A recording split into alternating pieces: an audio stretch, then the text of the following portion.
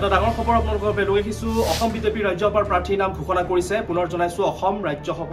Assam BJP ৰাজ্যসভাৰ প্ৰাৰ্থীৰ নাম ঘোষণা কৰিছে এই মুহূৰ্ততে গুৰুত্বপূৰ্ণ খবৰ কিছু সময় পূৰ্বে তেওঁলোকে ঘোষণা কৰিছে বিজেপিয়ে নিজৰ প্ৰাৰ্থীৰ নাম ঘোষণা কৰিছে বিজেপি ৰাজ্যসভাৰ প্ৰাৰ্থী হ'ব কনাথ পুৰকায়স্থ আৰু এই কনাথ পুৰকায়স্থ হৈছে প্ৰাক্তন কেন্দ্ৰীয় মন্ত্ৰী কবীন্দ্ৰ পুৰকায়স্থৰ পুত্ৰ কনাথ পুৰকায়স্থ আৰু ইতিমধ্যে এখন আসন অসম গণ পৰিষদলৈ তেওঁলোকে এৰি দিছে আৰু অসমত ৰাজ্যসভাৰ দুখন আসনৰ বাবে হ'ব এই নিৰ্বাচন 19 জুনত যেহেতু এই দুখন আসনৰ বাবে নিৰ্বাচন হ'ব আৰু ইতিমধ্যে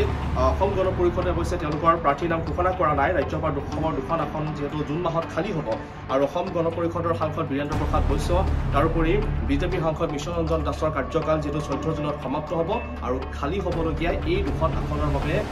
19 জুনত হ'ব নিৰ্বাচন অৱশ্যে ইতিমধ্যে অৰ্থাৎ বিজেপিয়ে তেওঁলোকৰ দলীয় প্ৰাৰ্থীৰ নাম ঘোষণা কৰিছে কিন্তু অসম গণ পৰিষদে এতিয়াও দলীয় প্ৰাৰ্থীৰ নাম ঘোষণা কৰা নাই মিছন ৰঞ্জন দাস আৰু বীৰেন্দ্ৰ প্ৰসাদ বৈশ্যৰ বিপৰীতে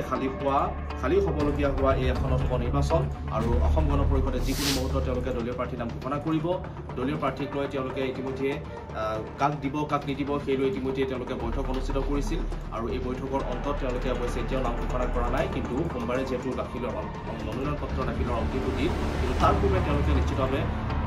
তেওঁলোকৰ প্ৰাৰ্থীৰ নাম ঘোষণা কৰিব আৰু এই মুহূৰ্তত খবৰটো হৈছে যে কি বিজেপিয়ে তেওঁলোকৰ দলীয় প্ৰাৰ্থীৰ নাম ঘোষণা কৰিছে আৰু এখন আসন ইতিমধ্যে বিজেপিয়ে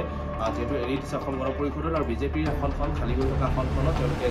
যিখন আচলতে আসনত তেওঁলোকে প্ৰাৰ্থী প্ৰক্ষেপ কৰিব সেই আসনখনত ইতিমধ্যে প্ৰাৰ্থীৰূপে প্ৰক্ষেপ কৰিছে কনাথ পুৰকায়স্থৰ নাম